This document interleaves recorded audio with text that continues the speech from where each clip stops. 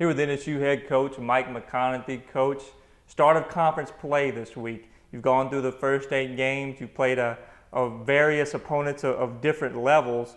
Entering conference play, where do you feel about this team right now, especially after having a week of finals where you kind of get to reflect on the early season? I think we're making progress. We're still a long way away from it. You know, you'd love to start the season after January because it would give you 2.5 more weeks to get prepared, but that's not the decision that's been made here. And, you know, you deal with what you have. And, of course, you know, right out of the bat, we've got a tough Sam Houston team who's so well coached and just as extremely talented. But I think in areas that this group has really made progress. I felt like we stepped back a week ago, but then we were able to pick back up through finals. The guys did an outstanding job in finishing their task at hand and their academics and finishing strong. So we appreciate that out of them because that's why we're here at Northwestern State University, to get a degree first and foremost. And doesn't mean everybody's going to do it just like the other guy, but we did make progress and we're thankful for that. But saw some improvement in certain areas and feel like we're beginning to get the pieces headed in the right direction. The LSU game, play 11 solid minutes, and as we discussed last week, the wheels came off after that. But you know, you take little bits at a time to eventually get to where you can put whole games together. And we're making some adjustments, trying to figure out what's going to fit this team offensively and defensively the best. And by doing that, we'll have a better idea, I hope, by the end of January, the 1st of February, where this team lays out. Of course, you know, you're on the road, you're home.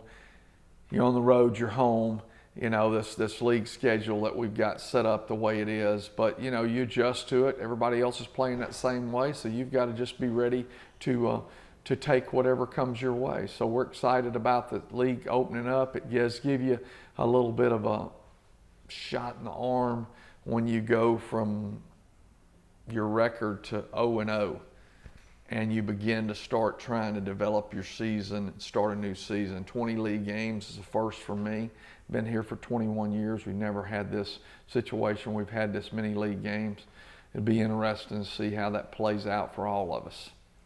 You've talked a lot about taking those 8 newcomers and mixing them in with the 7 returners. Obviously, it's a process that you've been working on since August.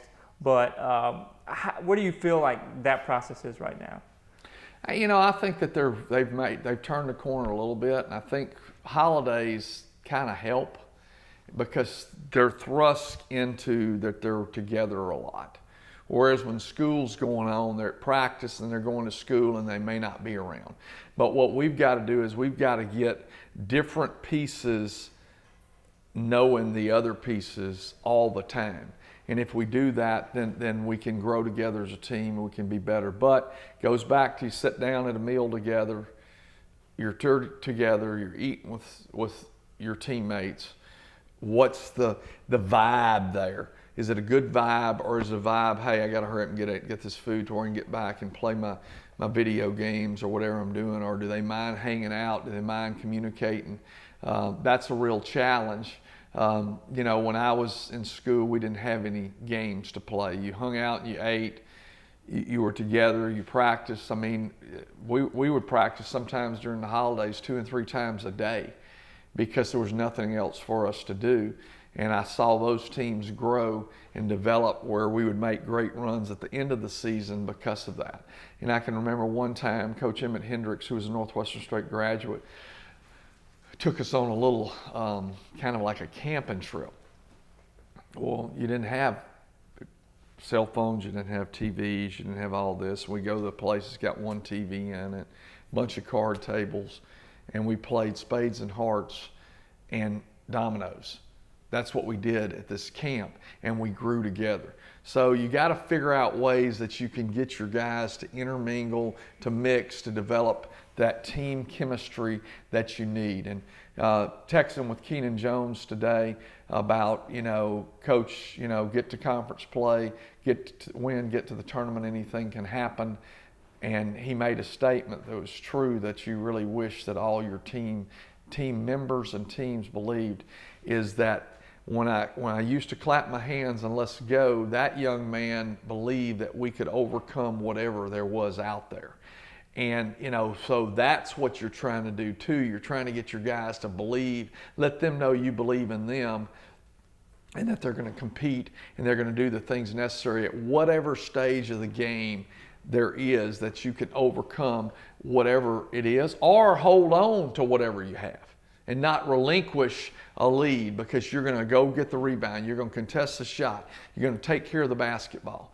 And that's the one thing about this group. We've had moments to where we've been really solid, low turnovers. That Monroe game, low turnover, 7 for a game. Take that any day of the week, But then when you got to do rebounded well, we got to do those things on a regular basis a little bit better. You talked about building that camaraderie. You've got, at the holidays especially, you've got 5 guys with international ties. Your 2 Sudanese guys, are obviously from America, but to kind of blend them in culturally, you've got 2 from Sudan or that has Sudan ties, 2 Greeks, an Israeli, and trying to blend them in to the team fabric. How important is the holidays and trying to do that and spend some time together in that way? I think it's important. Obviously there's low points with that, but the other thing is, guys do get to go home. Some don't get to go home. So we got to do a better job with that of trying to keep them involved. We went to church yesterday at Miss Marcia's church over at Trinity Baptist, and Brother Aaron preached a great sermon, and it was a great sermon about Christmas, what Christmas is about. And be thankful for what you have every day. And Christmas ought to be every day. Well, these guys, from a basketball perspective, should look at it as Christmas is every day, because they got an opportunity to play a game that everybody wants to play. So if you can take that approach that I'm grateful for what I have every day, then you can get a lot better. But if some don't want to be somewhere, and this can be in anything, it's not basketball, you're not going to achieve everything you can.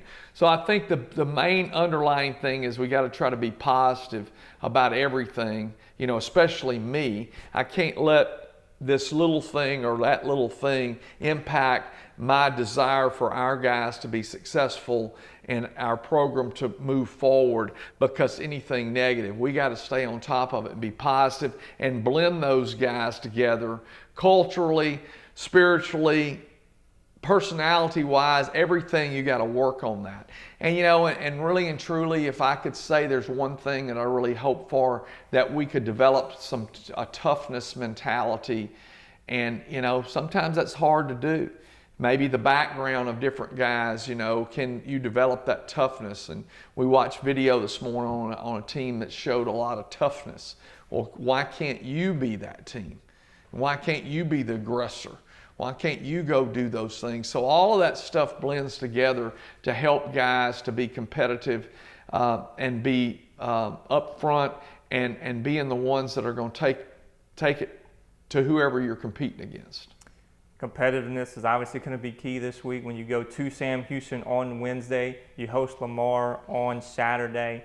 It's tough to judge from non-conference results, but it seems like these 2 opponents could be in the top 5 in the league. Sam Houston State, let's start there. They have a win against Louisiana Tech and some other pretty solid results. Seems like a strong and physical team.